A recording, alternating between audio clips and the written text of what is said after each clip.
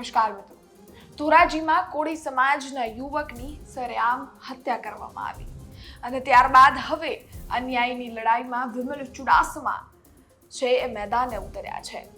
ધોરાજીમાં થોડાક સમય પહેલા એક કોળી સમાજના યુવાનની સરેઆમ હત્યા થઈ અને ત્યારબાદ આપણે એવા પણ દ્રશ્યો જોયા જેમાં એ સમાજના વિસ્તારના સમાજના લોકો રોડ રસ્તા પર આવ્યા. એક વિશાળ રેલી જેવા દ્રશ્યો આપણે જોયા અને સાથે જ આ સમગ્ર બાબતે કોળી સમાજના યુવાનો છે અને તેમજ એ સમાજ છે એ નિવેદન આપવા પણ પોલીસ સ્ટેશન પહોંચ્યું હતું અને સાથે જ આ સમગ્ર બાબતે એ ન્યાય માટે વલખા મારી રહ્યું છે. ત્યારે હવે સોમનાથના ધારાસભ્ય વિમલ ચુડાસમા છે એ મેદાને આવ્યા છે અને તેમજ એ પીડિત પરિવાર છે એને મળ્યા છે. પીડિત પરિવારને મળતા એમણે નિવેદન આપ્યું છે અને સાથે જ તેમને પોલીસની કાર્યવાહી ઉપર સવાલ ઉઠાવ્યા છે. છેલ્લા ઘણા સમયથી પોલીસની કાર્યવાહી ઉપર અનેક કેસમાં સવાલો ઉઠી રહ્યા છે. હવે વિમલ ચુડાસમાએ શું સવાલ ઉઠાવ્યા છે અને આ જે ઘટના બની છે એની પાછળનું રહસ્ય શું છે તેની થોડી ઊંડાઈપૂર્વક વાત કરું તો ધોરાજીમાં ઘટના બની એના પાછળનું કારણ જૂની અદાવત હતી.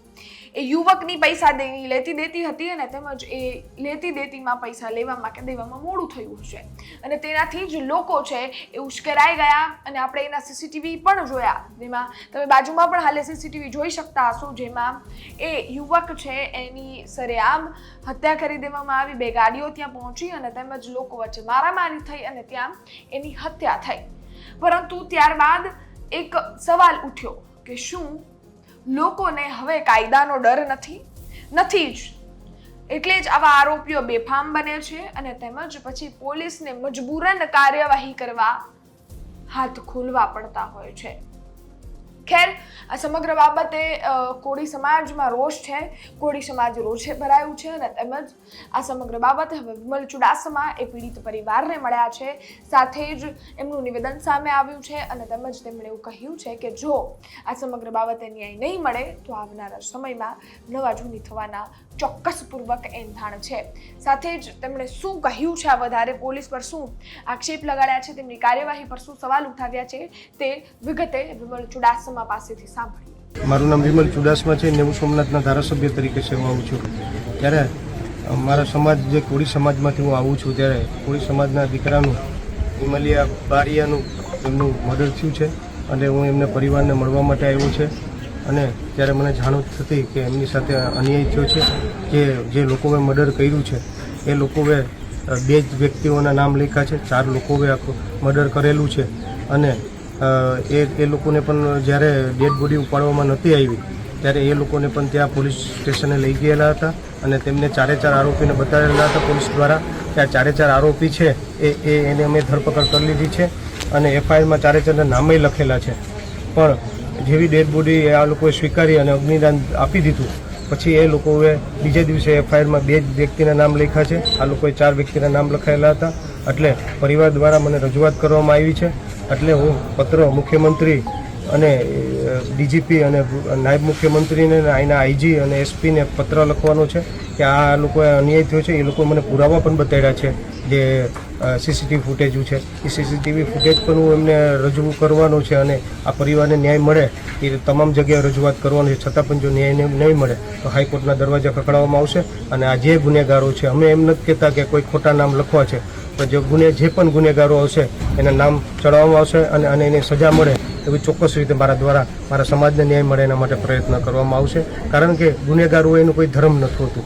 જેની સાથે અન્યાય થતું હોય એને ન્યાય મળે એના માટે વિમલ ચુડાસમા હંમેશા એમની બાજુમાં ઊભો રહેતો હોય છે ને રહેશે.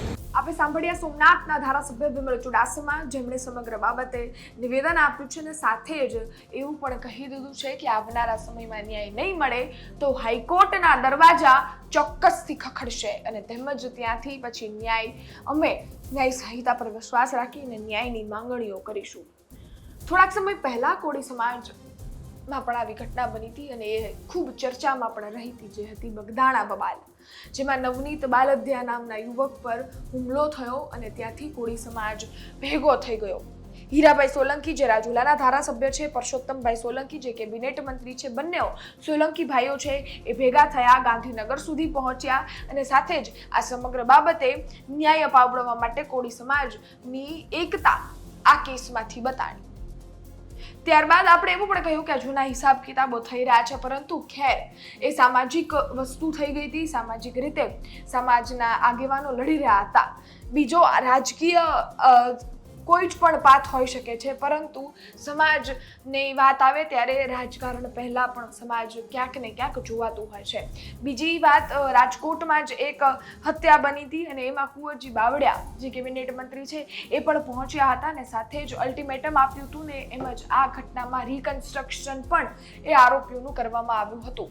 હવે આ ઘટના બની છે અને તેમજ આમાં વિપક્ષના ધારાસભ્ય વિમલ ચુડાસમા છે એ મેદાને છે અને તેમજ હવે કોળી સમાજ માટે લડવા માટે એ ચીમકી આપી રહ્યા છે અને સાથે જ હાઈકોર્ટ સુધી જવાની વાત કરી રહ્યા છે. હાઈકોર્ટના દરવાજા ખખડશે એવી વાત અહીંયા થઈ રહી છે. કોળી સમાજની સાથે અનેક ઘટનાઓ થઈ, એમાં આપણે અનેક આક્રોશમય રૂપ એ આગેવાનોના પણ જોયા. એ બગદાણા બબાલમાં કોળી સમાજના આગેવાનોના એ હદ સુધીના નિવેદન જોયા હતા કે આ ધોકાવાળી થશે ત્યાં સુધીની પણ વાત થઈ હતી. અને હવે વિમલ ચુડાસમા જે રીતે મેદાને જોવા મળી રહ્યા છે એમને પણ ચીમકી ઉચ્ચારી છે અને આવનારા સમયમાં હવે આ ઘટના શું નવો મોડ લે છે, કયો રૂખ લે છે એ આવનારો સમય બતાવશે અને તેમજ આ કેસની તમામ અપડેટ તમારા સુધી પહોંચાડતા રહેશું. આ કેસમાં હજી આગળ કયા કયા નેતાઓ જોડાઈ શકે છે તેની પણ વાત કરી લઈએ તો આ છે કોળી સમાજનો મુદ્દો.